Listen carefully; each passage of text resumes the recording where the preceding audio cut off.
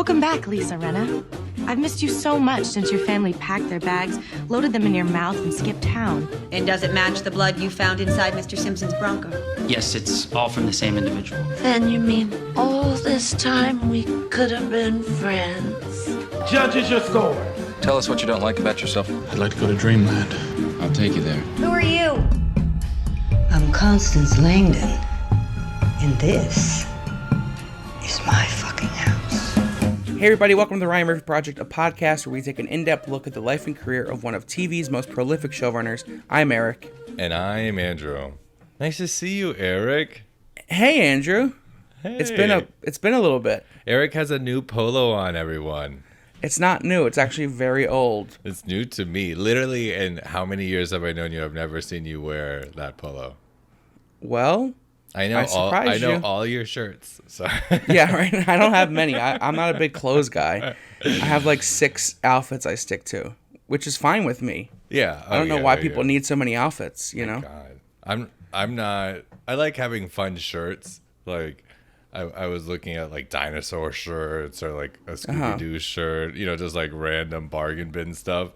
And then my partner was like, "No, don't wear that. You look cheap." But anyways, I don't have your ex-partner. But I was like, wait, because he's the stylish one, and so I'm like, wait, that's not cool. That's like so cool. Look at that shirt. He's like, I don't know about that one. I'm like, whatever. I love hoodies, but that's just because I'm fat and I want to cover everything.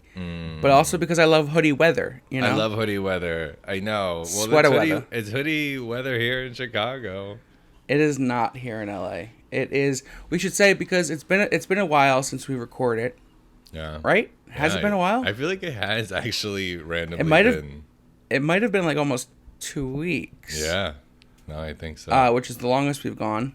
But it's just been like, we've been very busy, and then like the world went to shit this past week, and it just like we were not in the mindset to record anything. We needed to watch Big Brother and the Real Housewives of Potomac just to flesh all the negativity. Trust me.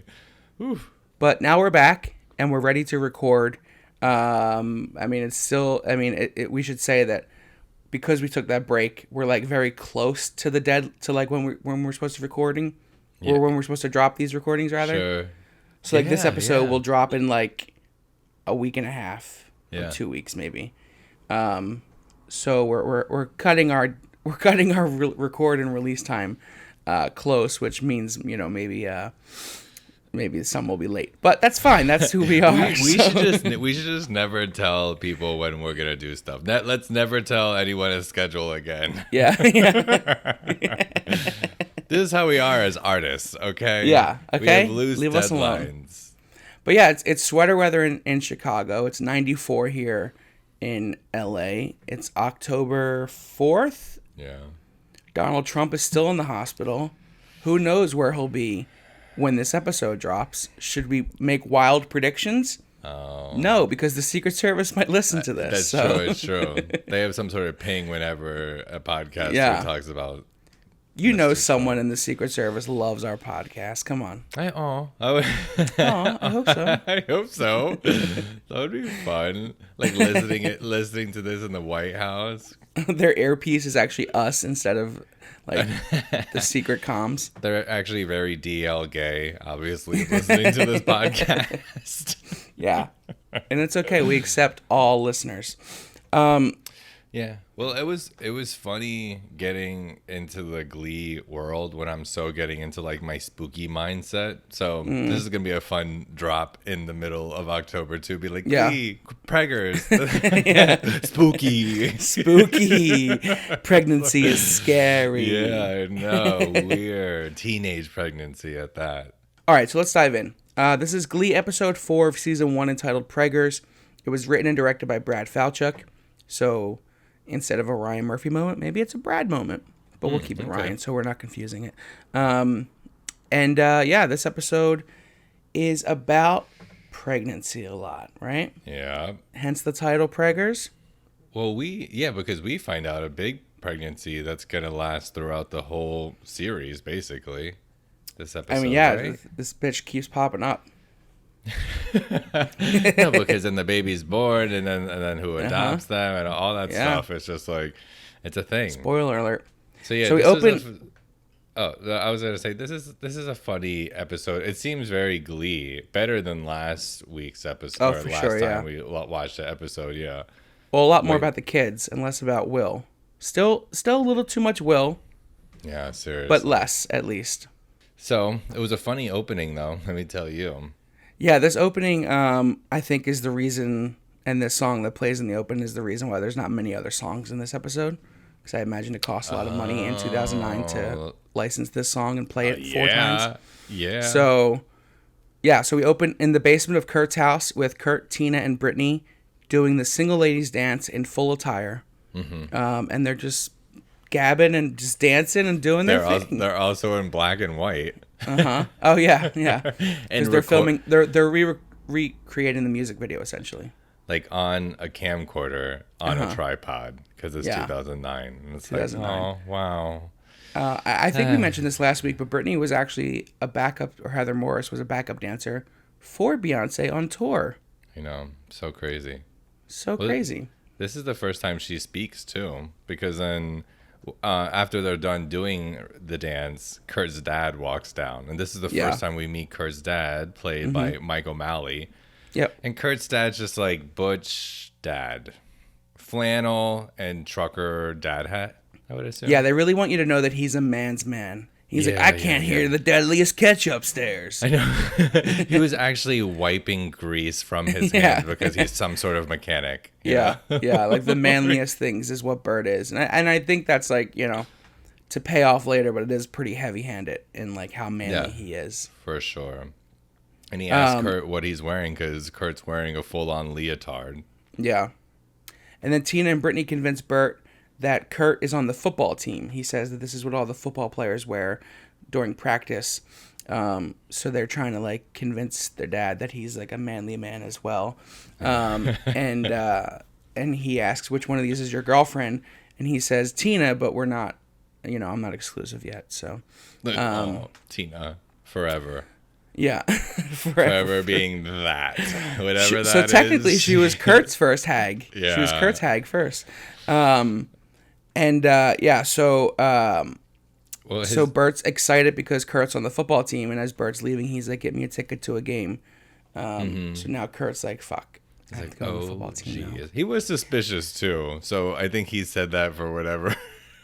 Yeah, he was trying to like trick his son. Like walking up the steps of like, oh, get me a ticket for the first game. I'll be there in flannel. So. Yep. And then we have our title card. Mm-hmm. And the next thing we see is Terry on the floor practicing her breathing, like at home, whatever. And her sister Kendra is there too. What is it called? Lamaze. Lamaze. What the hell why do you know that name? Lamaze. That's pretty common. It's also my drag name. Oh, there it is. There it is. All right. Let's put a pin in that. 'Cause I want to talk about that later.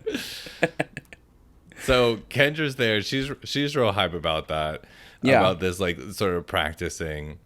And then Kendra tries to teach Will how to push gas out of Terry's stomach to relieve pressure. But Terry doesn't want him to touch her stomach. Yeah. So she like panics and tells Will she wants a BLT. And Kendra says she wants one too, but no lettuce or tomato. And so, ew. Just so bacon gross. And mayonnaise. I know, and bread. And so Terry, once Will leaves the room, finally says to Kendra, I'm not pregnant. The doctor said it was a hysterical pregnancy. I have to tell Will, like, I don't know what to do. And Kendra is telling her basically that the truth isn't going to help the situation. Yeah. Yep. So they will have to get her a baby. Because Terry admits that Will's 1 foot out the door, and this baby's the only thing keeping him there. Oh yeah, she does really admit that too. Yeah. And what a fucked up little plan that the sisters make. Yeah. But they're like, oh okay, cool, we're villains. Let's just steal a baby now. We're gonna get a baby somehow. Yeah. So, Next, we see Will walking into the teacher's lounge, and for once, it's full. It's not just I thought of you when I saw this. like one. I was like, person. Andrew's definitely going to bring up the fact that all the teachers are in the lounge right now. Everyone has a break at 12 p.m. It's like and so then Will's like, oh, I can't sit with these people. I can't sit with these people. He ends up sitting with Emma and Ken. Yeah. Which is like, okay. And then we cut to the first news segment of Sue's season. Well, wait, did you catch this, though? There's a moment where Ken tells Emma why she's such a local news junkie. And it's like a moment where everyone realizes that Ken actually does know Emma and like cares about her and like cares to get to know her and cares about like her little weird, tics. I thought that was interesting. I thought that was like cute. I didn't notice that before, but like you could tell he's like, now that they're actually together, he's trying to get to know her. Sure. Oh, I didn't know that. I noticed something kind of light and fun about Ken later on in the episode, but so then we cut to Sue sees it. Did this like stop later on in the season? She does it sometimes because I feel like she does it even when she's like vice president. I feel like there's a Sue's. That car did get broken into. It did. Oh my god! Thank God they double locked it. Thank God they double locked it. No, so I feel like they do it throughout, but it does become less. But this is the first Sue's Corner where she does her Sue Sees It segment. And because I always have loved these little random moments. And this one is just about caning children and how that works. Yeah, and how it's fallen out of fashion. And yeah. It's like there was a couple times in this episode where I thought if this was made this year, this would be like a viral thing. And Sue also would be such a viral person. Like she wouldn't probably have to go on the local news. She's so problematic and that's so not 2020 that those things would go viral. Yeah, and then she would have her own sort of like problematic followers. So like Glee would be like an Adult Swim show. Oh God. Oh God. Don't even, my imagination is running wild. Yeah, right? Ew. Well, that's not how Sue sees it. So No. Well, then Sue walks in after this little cutaway to the teacher's lounge, and she's basically just bragging about her celebrity at that point. Her hand is actually sore from signing so many autographs. Yeah, she makes Ken pull out the chair for her. I know. And then she calls Emma Alma. I know. But I love that she calls her Alma. But she's basically gloating. And I love the disrespect there. I love the disrespect there. Disrespect her. She's so boring. She's so boring. She basically just has a great little monologue moment here, just talking down to all three of them, just like whipping them anew. So good. Yeah. But she has to leave because she has a satellite interview. Yeah. And I was like, what, you don't have Zoom? Wink, Not in 2009, bitch. And then we cut to the choir room where Will is handing out some music sheets for their next solo, which is tonight from West Side Story. And Rachel is upset because the solo goes to Tina. Yeah. And I guess she had kind of stipulated that anything in regards to West Side Story goes to her. Yeah. So this is Rachel being a little fucking diva again. But this is interesting because there was... what was it? There was basically a moment where Lea Michele auditioned for West Side Story somewhere. Oh. I don't know, not the song Somewhere from West Side Story, but somewhere they were doing West Side Story. I don't know if it was Broadway or a movie or like, I don't know. But she auditioned and she got upset because she didn't get Maria because she's white. And Maria is not white. That's like the whole thing about West Side Story. I forget what it was, but she like made a big deal about it. Fuck, I feel like it's worse. It's worse than I'm making it sound, but it always is with Lea Michele, right? No, it's like just because you're a real tan girl doesn't mean exactly. Just because you're Italian, that doesn't make you Southern European is not Spanish. So this is like a real life thing. I don't know if they pulled from this or not, but this is also something that comes back later when there's the whole West Side Story actual musical that happens in season 3. Exactly.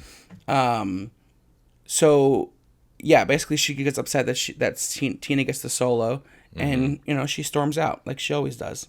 Well, Will and her get into a fight, and it just, like, I feel like at this point, they can't talk without any sort of like sexual tension.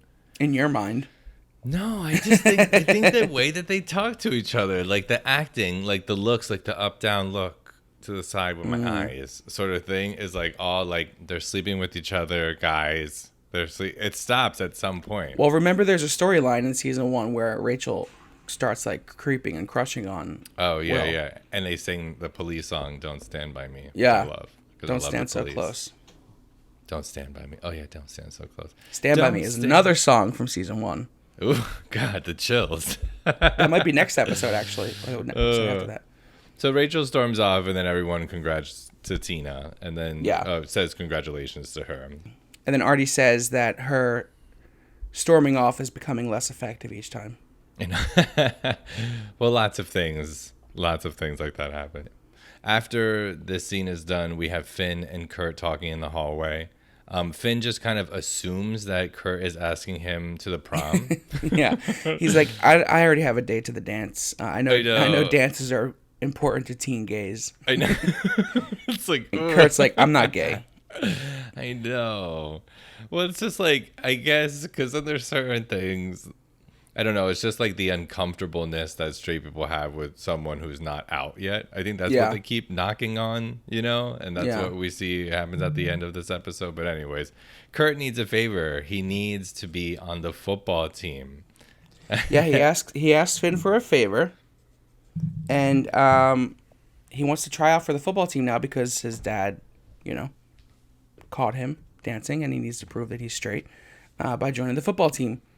So Finn somehow gets him a tryout because the teams we see this in the cafeteria scene as well, or the teacher's lounge scene, where Sue says that their football team is the worst in the history of the state, or something like that. So we know that their football team is terrible. So I think they use this as a way to get Kurt on the team.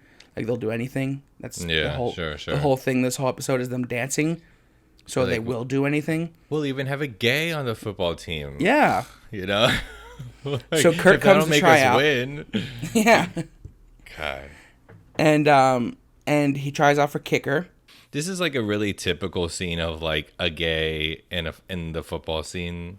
Yeah. Basically. But I'm also like, I would be the same way, Yeah, because Kurt wants his music to be played. Like him and Finn apparently have been practicing, and now Kurt wants the music played, Single Ladies, while he's trying out for the team. Yeah. Because he says he needs that. And then Puck asks if a lot of gay bashing from Puck this episode. Yeah, I wrote that down. I was like, Puck is like, very homophobic this episode. Yeah. There was another problematic line, but him gay bashing overall is definitely the problematic, but it's supposed to show like immaturity. I get why they do it. It's just, poorly done.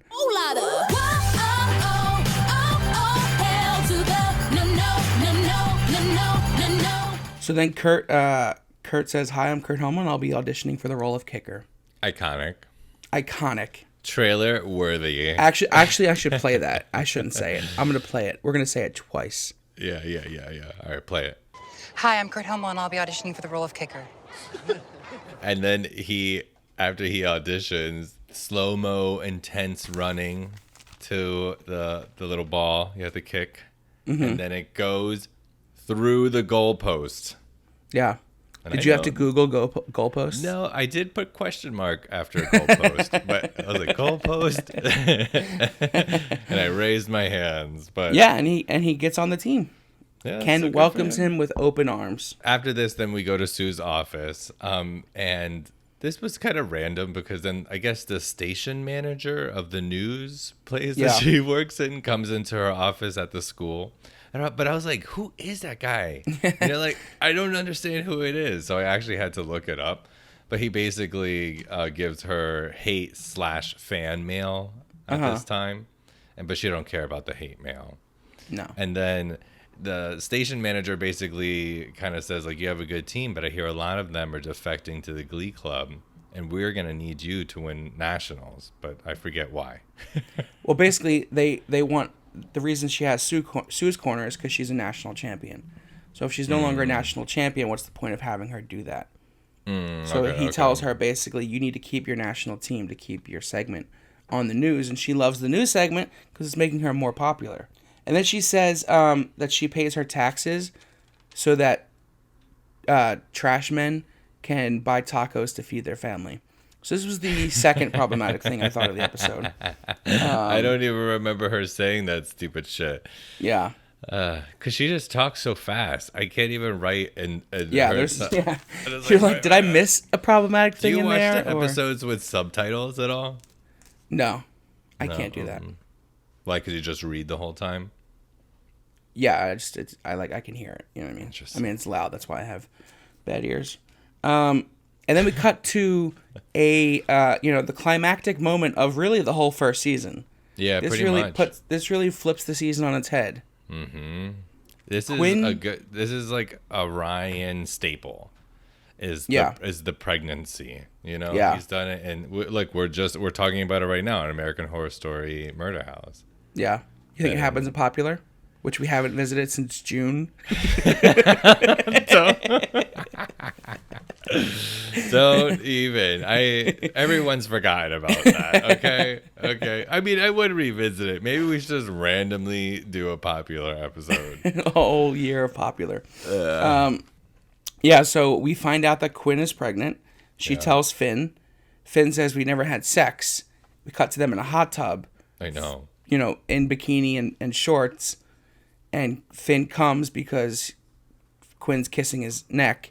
And which I will say, neck, very sensitive spot for me. Oh, really? Yeah.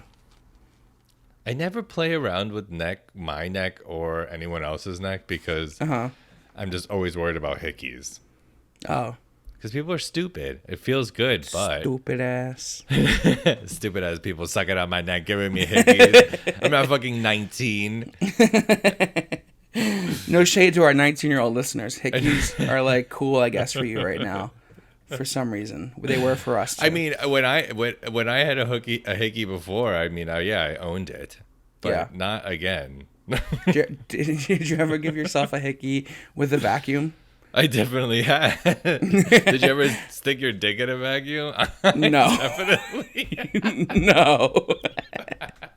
I didn't do. My sister used to do the vacuum thing with her friends on her neck. Be like, I barely vacuumed. That was not one of my chores. No. So basically, she convinces Finn that he got her pregnant via a hot tub. Yeah. No penetration, just a hot tub. And he believes her. And then she says, I really thought I had a shot of getting out of here.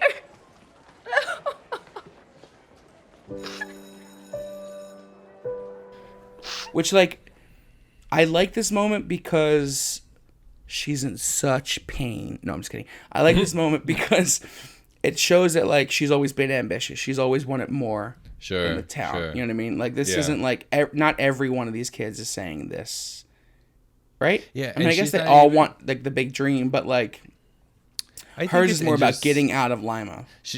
Her whole thing this episode is getting out. It's not even about her reputation, the Cheerios, or anything else like that. It's this baby is gonna ruin my chances. Yeah, it's gonna ruin my plan.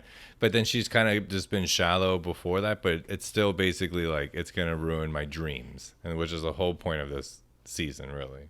Yeah. Can you believe that we got the next scene that we did? When I realized what was happening, I was like, I can't believe we get to talk about this. This is amazing. I have a lot of things in my notes that are just bold. Yeah. So we cut to the next scene, and it's two of the best characters of the show in a scene together alone for the first time. Sue Sylvester and Sandy Ryerson. We're close on Sandy's large, intricate collection of dolls. We pull out to find Sandy in a kimono. I know. Standing there with Sue. Is that what he was wearing? A kimono? Because I didn't know. I wrote down, what is he wearing? Yeah. He's just wearing a skimpy, too tight kimono. Talking about how much he loves his dolls. And Sue says, I've been collecting since 1961. Isn't this just lovely and normal? They're my everything.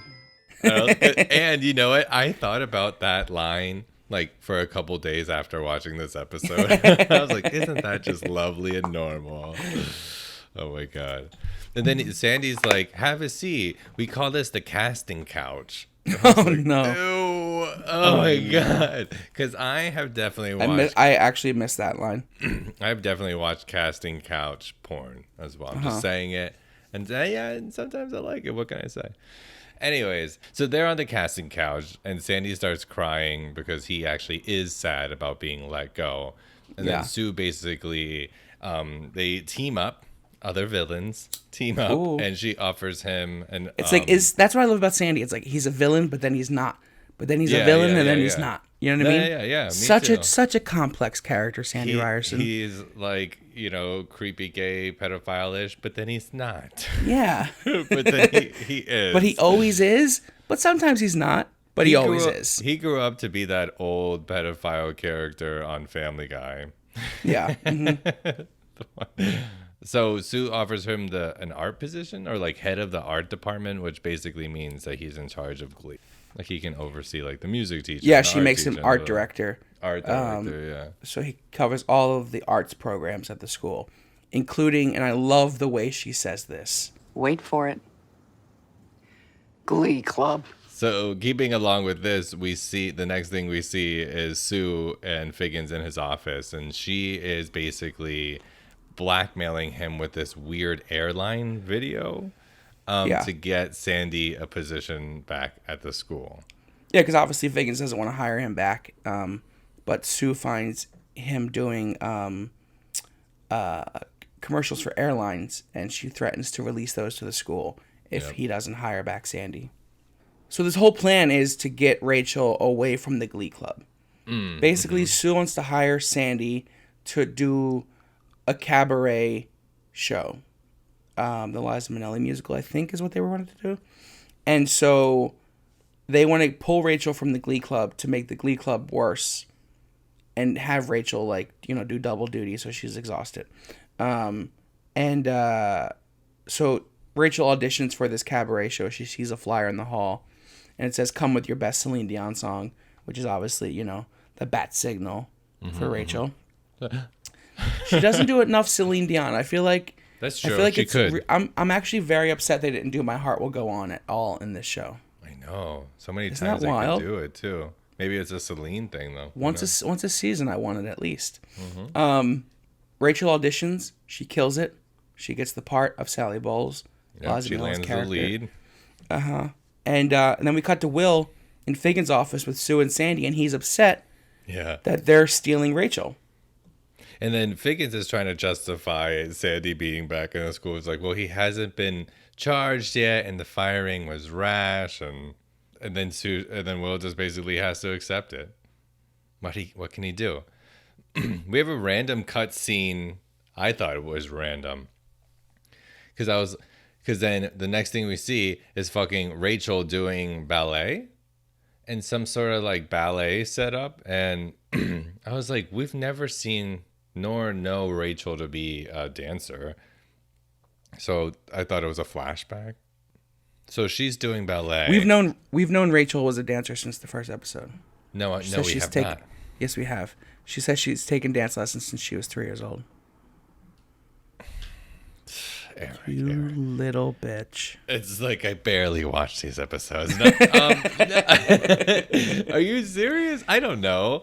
Maybe because the way we also see this dance room several times in the first season, but I think this is the first time. I left Glee when they basically went to New York, right?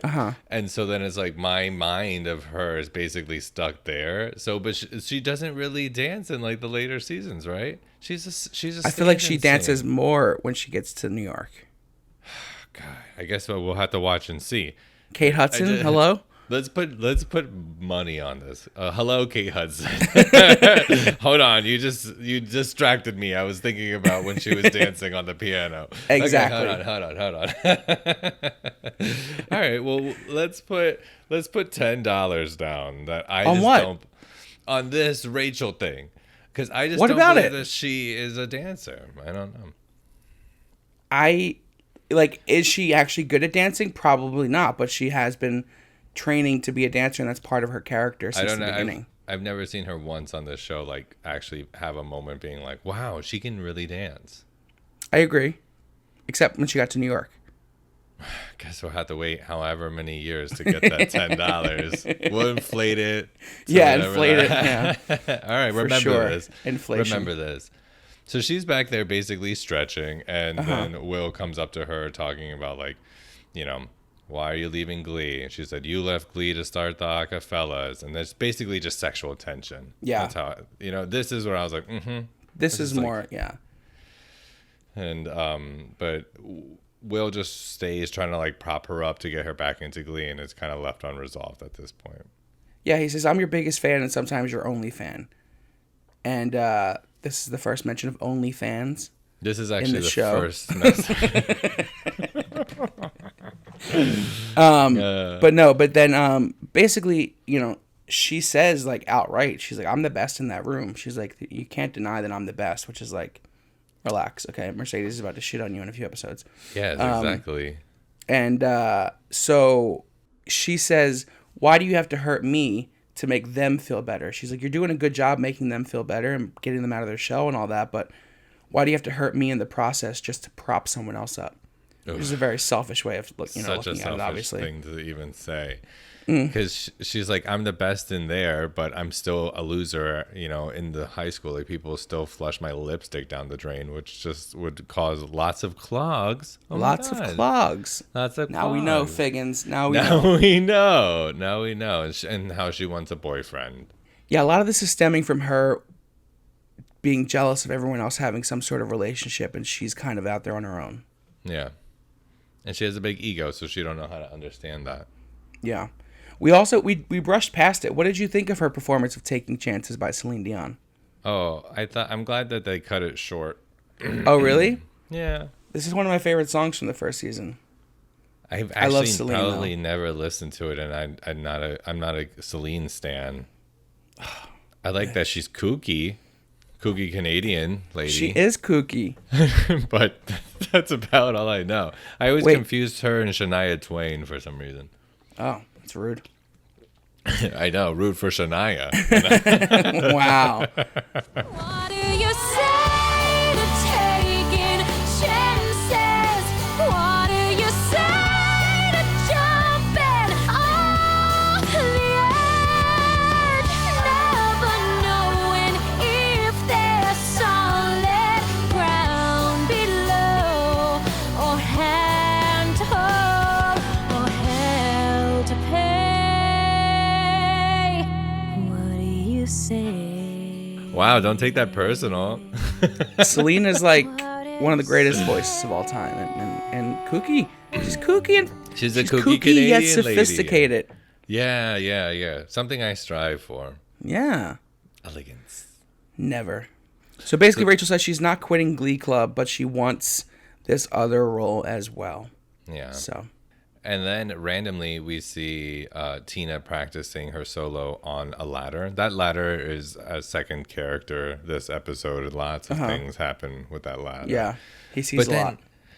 She has such a great voice. Tina, I really like her voice. It's really simple but it's not. Yeah, it's a very simple theatrical voice. Like, she came from Broadway as well, so it's a very theater voice. And then obviously in this, she doesn't do as great.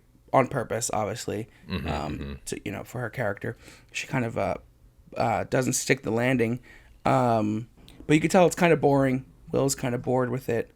It's nothing amazing, and then at the end, Tina basically says, "This needs to go to Rachel. Rachel's better than me. Like, there's no point in giving me this. Like, I can't do it." And she also knows that Rachel's gonna quit if she doesn't get the solo. So she's giving it to her at that point. She says she's taking one for the team. I forgot she stutters too.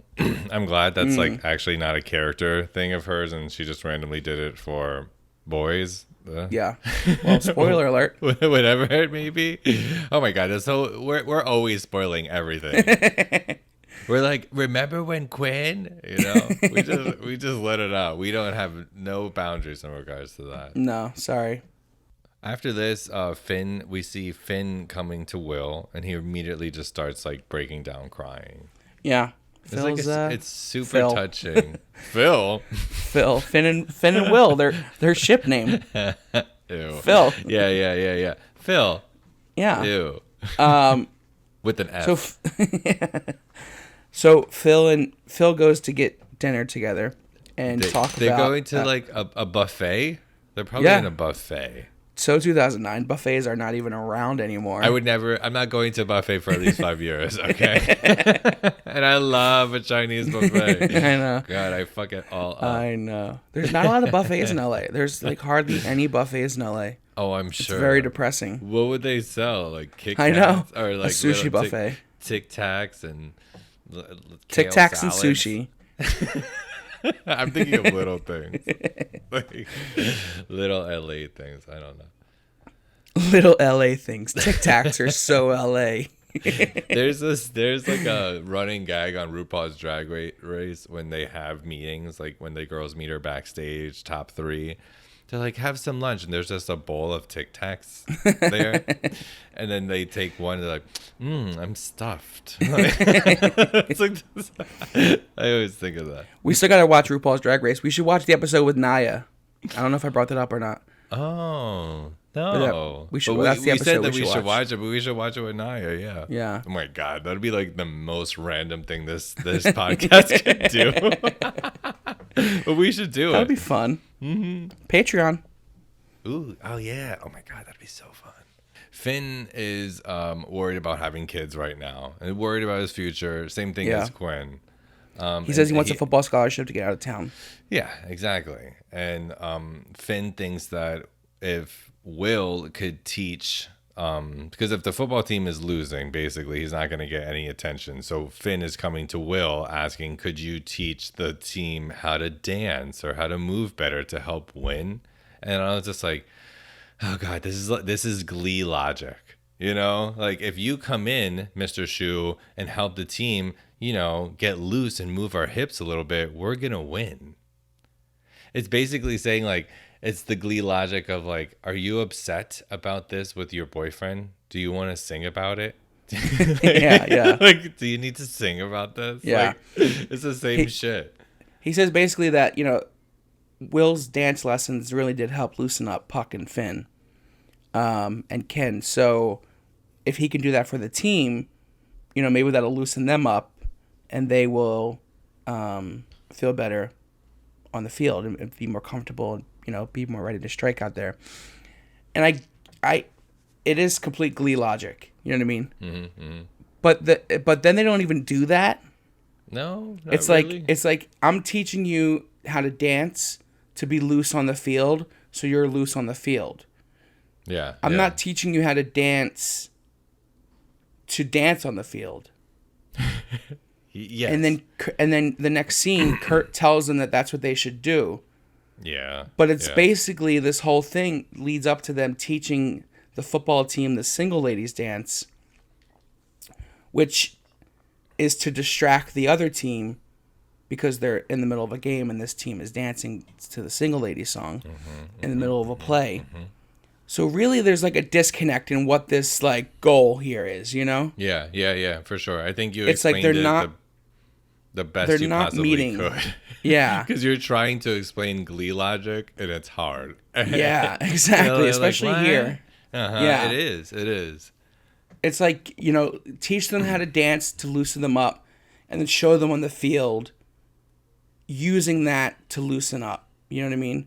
Sure, yeah. But they teach them specifically the single ladies dance to use it on the field as a distraction to score for the other team. Oh, okay. Yeah. To score on the other team. Exactly. It's two different things happening. They forgot about it by the end of the episode. They're like, do you just want to learn to dance? Yeah, like that should have just been it. Like Kurt should have just came in and said, I have an idea for a play. Yeah. And let's just try it, you know? Then Kurt saves the day, not Will. Like, why does Will have to...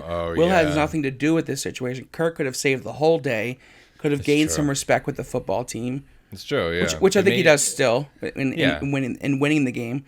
But he could have had the whole thing could have just been him. Which would have been great. The gay kid came in and saved the football team. He's just not, as a character, confident enough yet. That season 2 Kurt could probably. I don't know. I feel like there's a lot of confidence in what he did to begin with. That's true. So anyway, that's where the football team is. They're trying to learn dance moves to loosen up. Yeah. And later they use it just to distract the rival team. I think we skipped a couple scenes, but I just wanted to like kind of fill that arc. Oh yeah, you fill that fucking shit. Because after this scene, we have a really quick one of Terry and Will brushing their teeth together at night. Yeah. And let me tell you, I do not like brushing my teeth with my partner at night. That is my time. Sounds inconvenient. Just get out of here. Spitting. There's nothing floss. cute. There's nothing. Yeah. There's nothing cute about it. Anyway, so Will basically tells Terry about how his conversation with Finn and how he's worried about the future and how Quinn is pregnant. And can you believe that she's, the president of the celibacy club? And Terry's ears just like start perking. That's basically the scene. Yeah, because Quinn doesn't know what she's going to do. So Terry sees this as an opportunity to get her baby. This is the baby her and Kendra are trying to steal. This is what she can do. Yeah, I mean, they're both like white blonde ladies, so it could work. So steal a baby.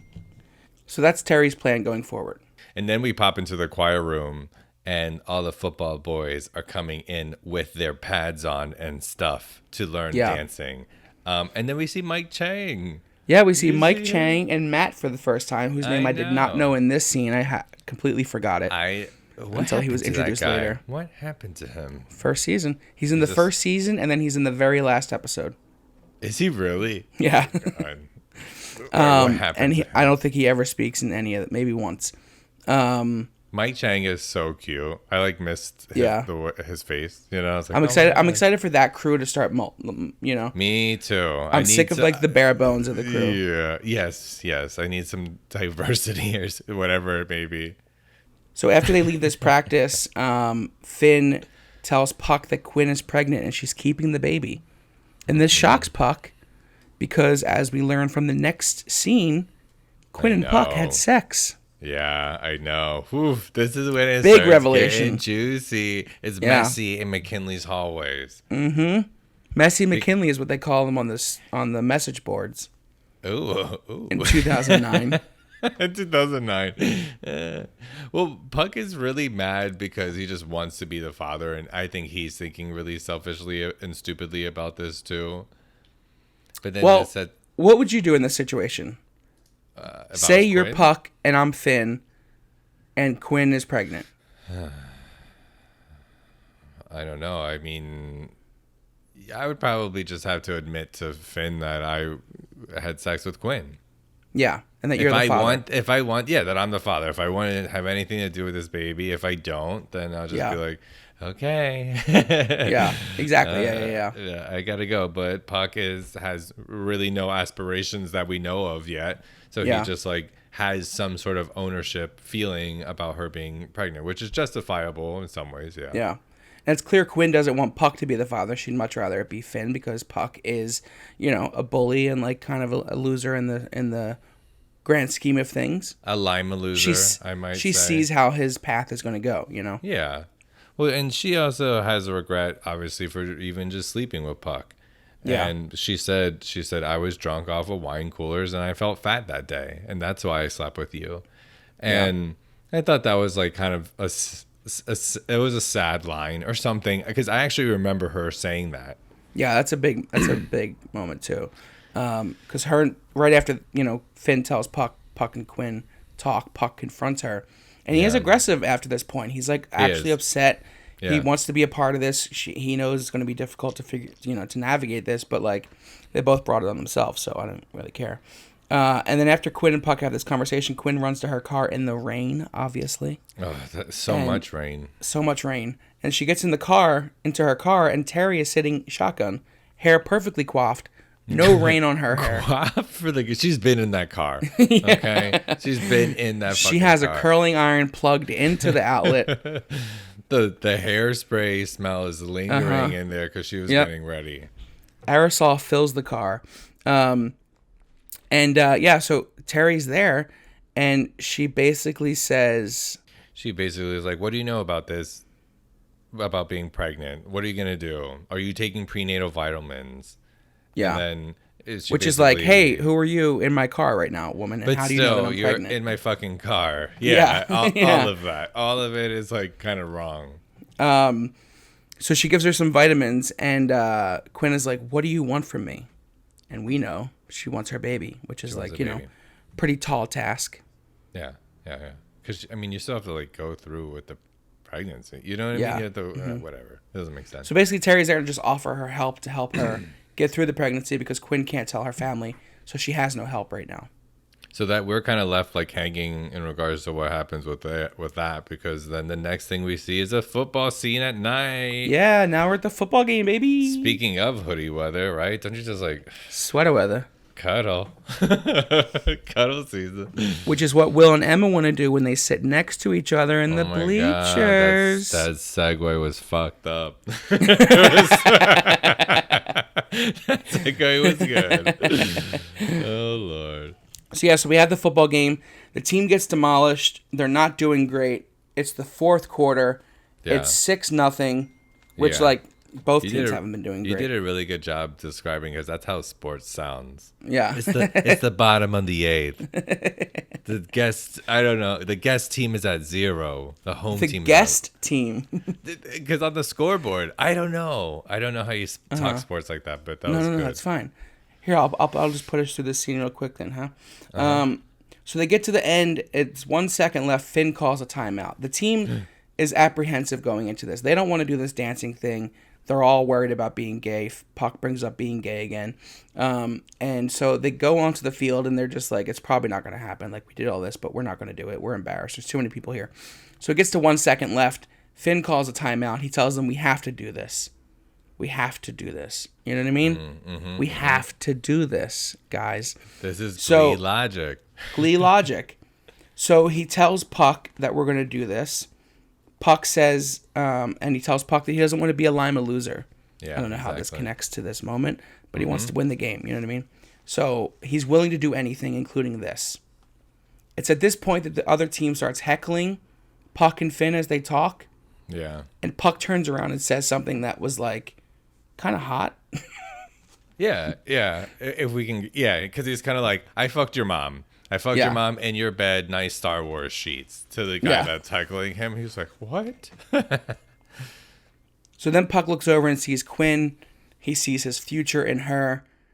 He sees his boy in front of him and what he wants. Sure. And he's like, fuck it, let's do this. So they do the single ladies dance. They distract the team. Finn throws the ball down. Touchdown. It's tied up 6-6. Kurt comes in for a field goal to win the game. All the pressure is on him. Crowd cheering. Crowd cheering. And then it's silent. And then Single Ladies plays again for the fifth time in the episode. Yes, it does. And Kurt kicks the ball through the uprights. McKinley wins 7-6. They scored. And Bert is there. Bert's very happy for Kurt. Kurt's hoisted on the shoulders. Everyone loves Kurt. This makes Bert happy. I'm saying if they were to do this in 2019, because there's no football games, I assume, in 2020 right now. But anyways, that this would just be a viral thing. I don't know. You know what I mean? Like if you think of it, this was viral back then. The single ladies thing. Yeah, exactly. But like I'm thinking like with like TikTok now around and a whole football team doing single ladies, how popular and funny and whatever that would be. You know, compared to like them like being the Call Me Maybe with the baseball teams. Yeah, exactly. Like, but they're very worried about being called gay, basically, for doing this. But I'm just saying, I think it would be so different a football team now. I'm sure whatever that would still. So you're saying that this episode, if it came out in 2020, would create a viral trend on TikTok that football players would do, high school football players, and or in the universe of Glee too. You know, it could just be a viral thing if they modernized it. And then I also was thinking there's just so much focus on like masculinity in this or in the early episodes or like the loss of it or the questioning of it. And I'm like, I wonder why. Maybe they just have to like get that out of the way. I don't know. I feel like it is something that is, a driving force in a lot of the conversations throughout the first and second season at least. And yeah, I think it's something that needs to be tackled. If they have the football team on the Glee Club and all that kind of stuff, and they're performing and they're being emotional and all this other kind of stuff, I think it's an easy way to tackle it. I feel like it could be two things. Either it's like Ryan wanting to talk about masculinity, and teenage masculinity, and or just like the logical story of because then the school accepts them, and then the football team, so it's less of an underdog thing. Because then the football team's like all happy and hype that they did this and it worked or whatever. And I wrote down, I was like, little do they know that they're going to be leading out that football team for years. Just like taking so many of those guys. So that makes sense to me too. I don't think it's a wrong thing that they're doing. I'm just kind of like, after we just watched fucking Acapellas.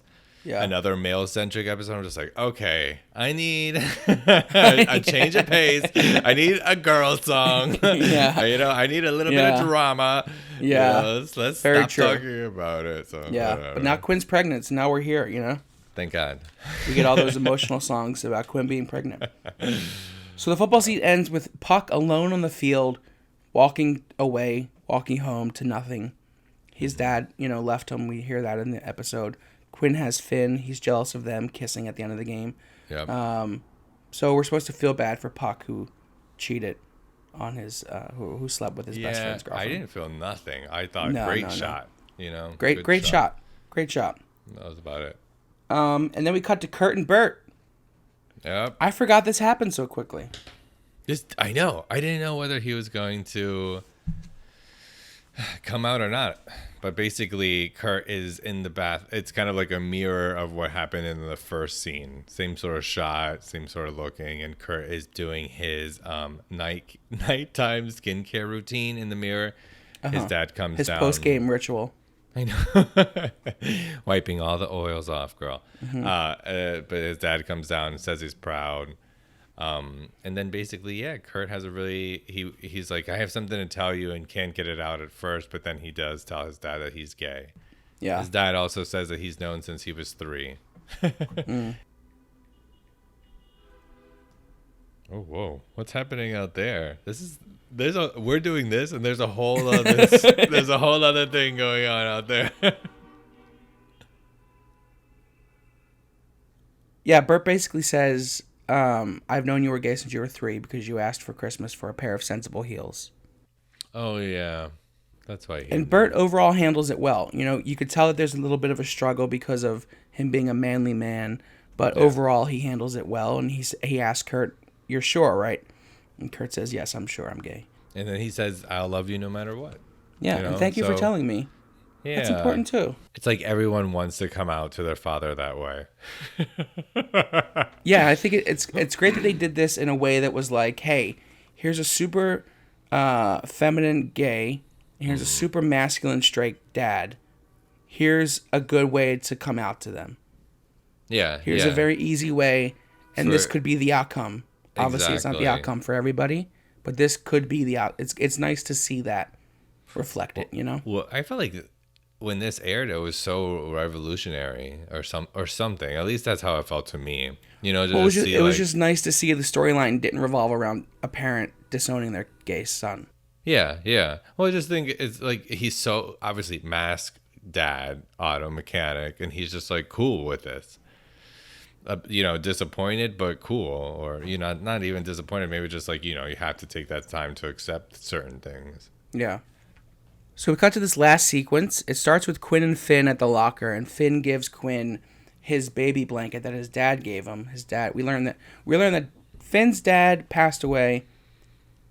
We knew that Finn's dad died in the second time they tried to kill, or the first time they tried to kill Saddam Hussein. And we learn that Puck's dad left him, and we learn that Kurt's mom is dead. Yes, in this episode. Just some parental, exposition here. Don't huff at me. What the fuck was that?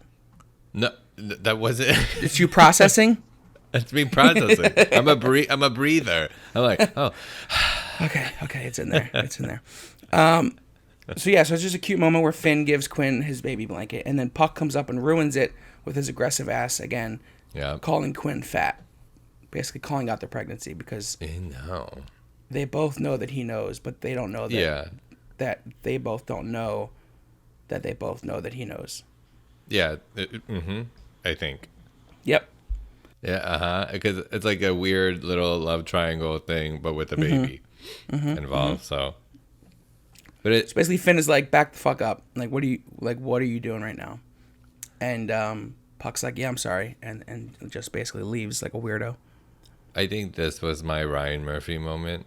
Just like all of these little entanglements in the whole scene itself, and then like the outcome out of the whole episode. I don't know what else. Like a messy love triangle? Yeah. I think it's just the fact that Single Ladies played 5 times. And the whole storyline was based around them doing the Single Ladies dance. I know. It was the whole like Single Ladies. You know, he walked into the writer's room and was like, let's have them do the Single Ladies dance, and then left. So we just got this from Beyonce, and guess what? It's Single Ladies. Wow. I think that's the Ryan Murphy moment for me. Ryan. So after this, then we have Sue ending the episode with Sue See It, and then we get the montage of what everyone is doing at that moment. Yeah, basically this whole last sequence is just a montage narrated by Sue and Sue's corner with Taking Chances instrumental played underneath. A lot was going on here. Yeah, there was a lot. I was like typing like da da da da da. All right. So Matt, Mike, and Puck joined the Glee Club officially. Yep.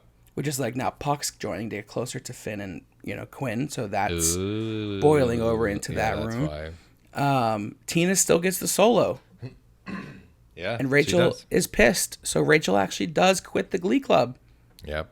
Which is a bigger moment had it not been like mushed together with all this other crazy shit that was going on. And then Sue has one of my favorite lines of any Sue's Corner about homelessness. I feel like this was something we quoted a lot. I think so too. I think, what did she say? I'll often yell at homeless people.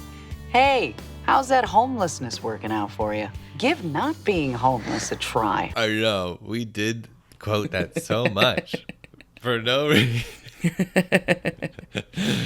So basically, this I don't know, like, it was hard to comprehend what Sue was trying to say here. Me too. I didn't understand. I don't know, like I feel like there was some sort of moral lesson that was wrapping up the episode I should have pulled away from this. Random ass, like, breaking out of your comfort zone shit. Yeah. Like, I was just like, I don't know what kind of message this character is trying to tell me right now. Me either. There was nothing there was nothing. So, like, the big moment was just, like, this love triangle and Rachel quit. Yeah. Right? Yeah, that was the episode. Boom. She says, it's all about how you handle the noise, good or bad. I don't know. I guess that's the moral of it. I don't know what that means, though. So, I would say this is a pretty much like a peak. Yeah, I think this is a pretty iconic episode. There's a lot of lines that are, like, memorable and that we just said we quoted a lot. So I would say peak. I would say we discussed the problematic and the Ryan Murphy moment. And I really enjoyed this episode. Yeah. I love how it pushed the show forward and it brought the kids further into the spotlight, which is really what makes the show great. So, yeah, sometimes when I need to watch Glee episodes, I'm like not always in the mood or something. I'm like, okay. And then by the end of it, I'm always like, oh, I want to play next. Yeah. So it's like just so binge worthy because there's so many twists and turns in this shit. But it's October. Woo-hoo. This would have aired. Look at the schedule here.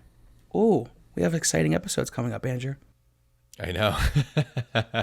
Let's not tell no one nothing. No.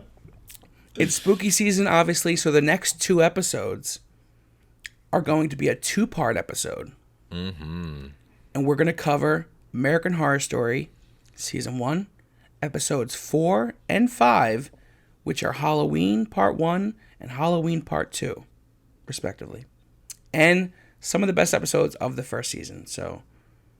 I'm truly excited to watch and to talk about it. Yeah, it's gonna be a good few episodes. Ooh, yeah, let's watch it now. So this is our last Glee episode for a while. Actually, we don't know when we're gonna get back to Glee, because after American Horror Story, we're doing our One Flew Over the Cuckoo's Nest watch along, and then we're doing the Nurse Ratched pilot. So a lot ahead here in spooky October. I'll see you later, Quinn. Hope you do well. Yeah, we'll catch you later, Quinn. Well, everyone, you can follow us on Instagram at The Ryan Murphy Project. You can follow me at Mr. Andrew Leon, and you can follow Eric at I Hate Eric Wilson on Instagram. Yep. Don't forget to like, share, subscribe. Oh, yeah, And, definitely do all of those things. Share with your friends. Algorithms are things. We're governed by them. Yeah.